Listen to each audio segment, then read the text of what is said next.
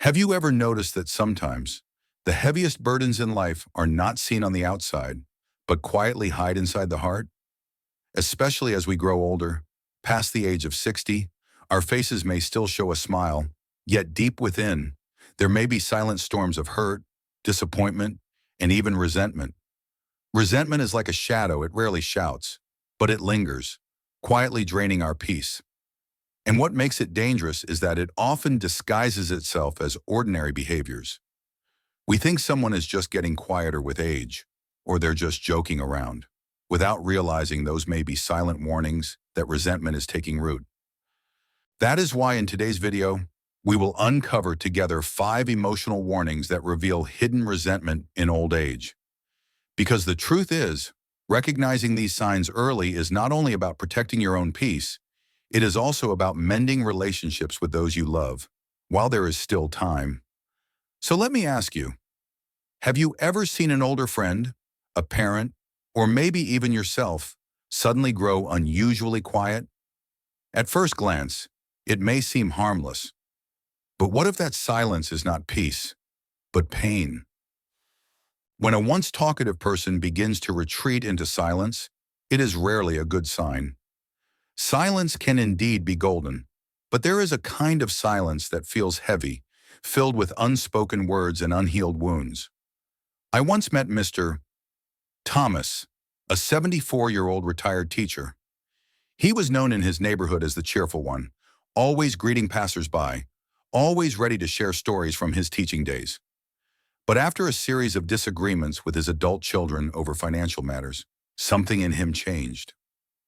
The man who used to fill a room with laughter now often sat in his armchair for hours, saying little, avoiding eye contact even when family visited. His children thought, "Dad is just getting older. Maybe he's tired." But the truth was different. His silence was not about aging. It was about hurt. Deep inside, he felt unappreciated and dismissed, and rather than argue, he chose to retreat. That quiet withdrawal was resentment in disguise. And here's the lesson. Silence is not always peace. Sometimes it is a wall. Sometimes it is the heart saying, "I am hurt, but I no longer have the strength to explain."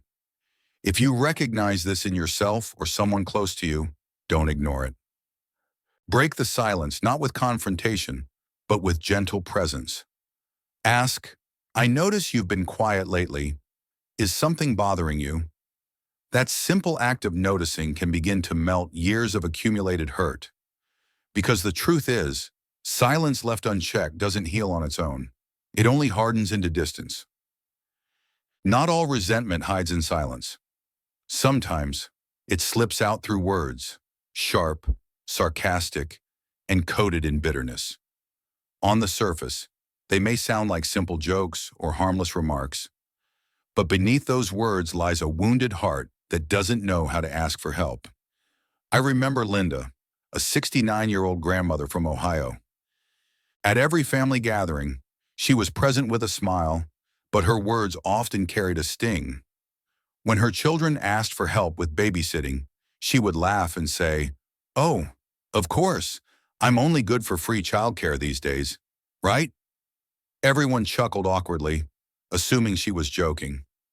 But over time, these remarks grew sharper.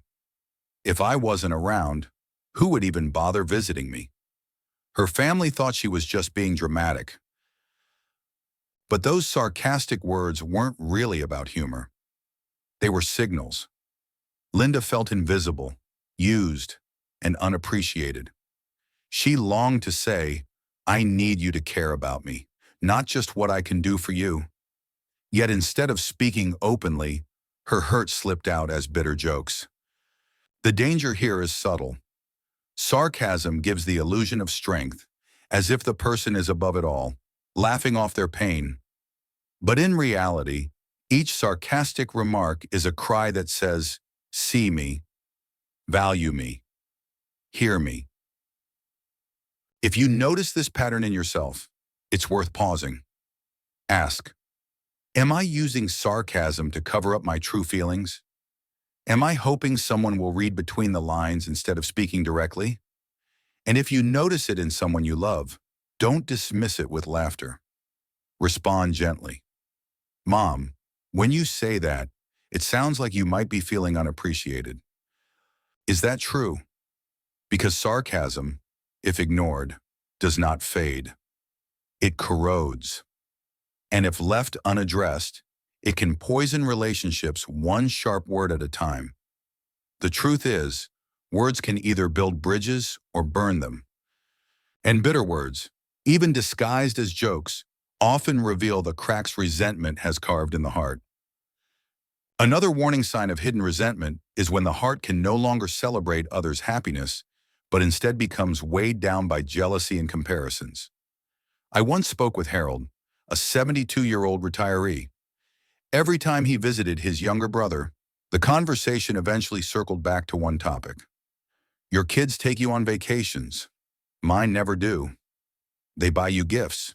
They never buy me anything. His voice always carried an edge of bitterness, as though life had given him the short end of the stick. At first, it seemed harmless, just an older man venting. But over time, it became clear that Harold was not just complaining, he was trapped in comparison. Every joy his brother received only deepened his sense of being overlooked. Family gatherings that once brought closeness slowly turned into quiet competitions, where Harold kept score in his heart. The truth is, when resentment festers, it blinds us to our own blessings. Instead of seeing what we have, we only measure what we lack against others. Jealousy is like a thief. It steals today's peace by convincing us tomorrow will never be enough.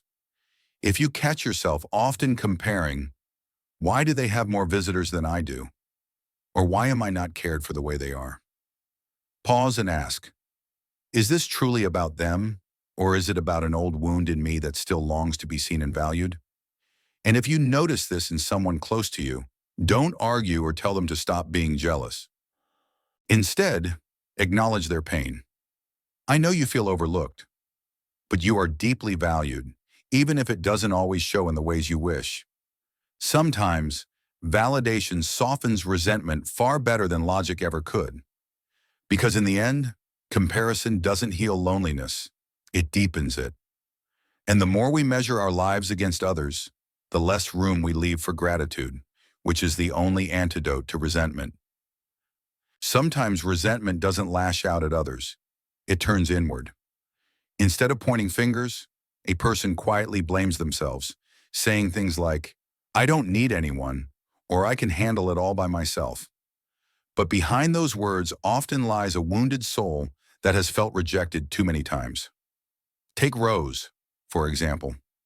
She was 80 years old when her daughter gently told her that moving in together would not be possible due to space and finances. Rose smiled and replied, that's okay. I don't want to be a burden. I can take care of myself. From that day on, whenever neighbors asked if she wished her children visited more, she would wave her hand and say, oh no, I'm fine. I don't need company. I like being alone. On the outside, she appeared strong, independent, even proud. But her closest friend later shared a different truth. Many nights, Rose cried quietly in her bed. What hurt her most was not loneliness itself, but the feeling of being unwanted. And instead of admitting that pain, she hid it under layers of self-blame and denial. The danger here is subtle.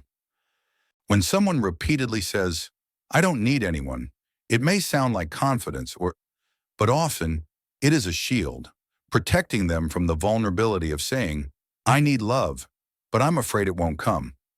If this resonates with you, I want to gently say, it is not weakness to need connection, it is human. Pretending otherwise only deepens the isolation. And if you hear a loved one say these words, don't take them at face value. Don't assume they truly want to be alone. Look deeper. Sometimes, the bravest thing we can do is to reach through their denial with consistent kindness. A call, a visit, a reminder that they matter. Because in the end, denying love does not erase the need for it. It only builds higher walls that keep healing away.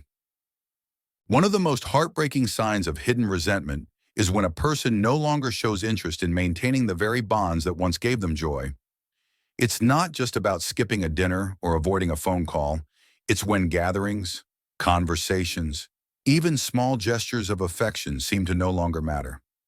Take George, a 77-year-old grandfather who once cherished family reunions. He loved telling old stories at the dinner table, watching his grandchildren play, and feeling the warmth of togetherness. But after years of unresolved misunderstandings, arguments over inheritance, unspoken hurts between siblings, he began to withdraw.